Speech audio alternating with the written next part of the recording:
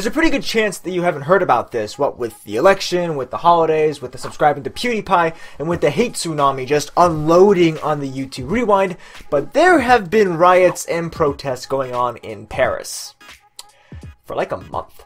I mean that literally. The first day of protesting was on November 19th with over 200,000 people taking to the streets. At least 3 people have died during them, with hundreds wounded and thousands arrested, and over $1 billion in damages done thanks to lost productivity and property loss. It's a pretty big deal, but it's hardly getting a blip on the national radar. So this week we're going to take a step back from the US political scene and look at what's going on in France. We're going to talk about what's happening, why it started, the deeper reasons for why it continues, and speculate a little on what might happen next. And just in time for this little intellectual field trip to France, it just so happens that, by pure coincidence, that I baked myself a homemade baguette this last weekend. I got a little hungry before filming, okay? So what triggered the protests? Back in 2014, the French government passed a law that would phase in a carbon tax as an attempt to try to encourage a shift to greener forms of energy. Since France kind of, literally has its name on the Paris Climate Accord, there's a pretty big push to hit its marks. So French President Emmanuel Macron and his government decided to let the law phase into effect this year as intended. As a direct consequence of the law, however, consumers would see an immediate increase in their gas prices to the tune of about 30 cents per gallon. Now that may seem bad as it is, but it's even worse when you realize that they already pay about $7 per gallon. While many people kind of have this idyllic conception of France as being a place where you can just step out your door and take a walk to the local baker and buy bread that's assuredly far better than mine, I don't care. I'm a graduate student, I'm still gonna eat it. It's really only that way in the cities. Like in the United States, rural people really depend on their cars to commute and to get, basic necessities or to go to work. People knew that the tax was coming up and it got a little bit of press in the summer, but it looked like that the furor would just die down. Then a Facebook page sprang up advocating that people take action, closely followed by a petition demanding that the government take action. Media coverage snowballed from there and the issue gained critical mass.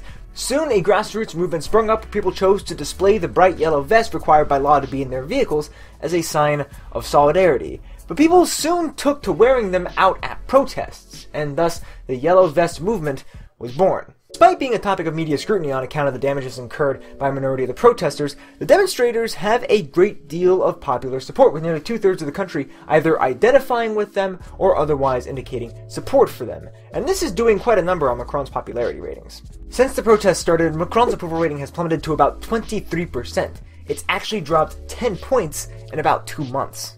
While we can trace it back to a gas tax, that's really only the straw that broke the camel's back. While Macron's approval rating has definitely dropped precipitously, it wouldn't be fair to say that the protests have sent them into a tailspin, because Macron's approval rating has actually been going down since well before the protests started. While the majority of the people in the United States see Macron as capable of leading global issues, that's not the consensus held by the people in his own country. A big part of it comes from the popularly held belief that Macron is just aloof and elitist. Just before allowing this tax to come to pass, he helped pass another tax law that would help the wealthy save boatloads of money.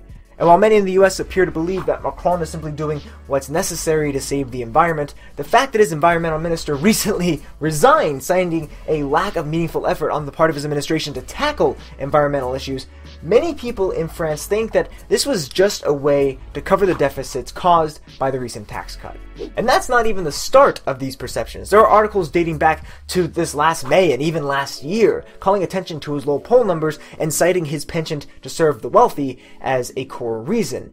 There is and has been a lot of resentment held towards Macron. A recent Gallup poll showed that the largest plurality of French people feel like they're just getting by. And when you break that down by economic class, the only group that mostly feels like they're living comfortably is the richest 20%. This is due to the fact that while France has, far more social welfare programs than the United States does, it also has far higher taxes. Indeed, many in France feel like their wages have stagnated, that they're not earning enough to get enough bang for their tax dollar buck. Which is why some labor unions are trying to take advantage of the movement and demand concessions for long-thought policies. So with regards to what happens next, that's really going to depend on how much the protesters are going to be sated with Macron's concessions. And it's not entirely clear how much they will be.